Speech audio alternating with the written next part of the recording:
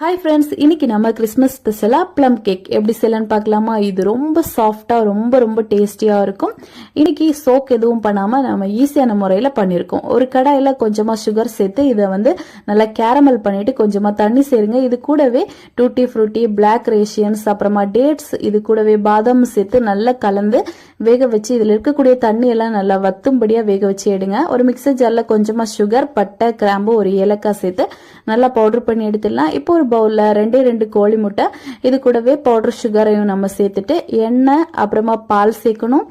சேர்த்துட்டு பாத்தீங்கன்னா நல்லா இந்த மாதிரி பீட் பண்ணி எடுங்க. இது கூடவே மைதா மாவு, அப்புறமா baking soda, baking powder, 2 table spoon அளவுக்கு கொக்கோ பொடி, இது இவ்வளவு சேர்த்து நல்லா மிக்ஸ் பண்ணி எடுத்துட்டு நம்ம ரெடி பண்ணி வச்சிருத்தோம்ல அந்த ட்ரை ஃப்ரூட்ஸ் மிக்ஸ், அதையும் இது கூடவே சேர்த்து நல்லா மிக்ஸ் பண்ணிட்டு ஒரு ட்ரேல சேர்த்துட்டு இதுக்கு மேலோட்டமா கொஞ்சமா நட்ஸ் சேர்த்து ஒரு 45 to 50 மினிட்ஸ்க்கு நல்லா பேக்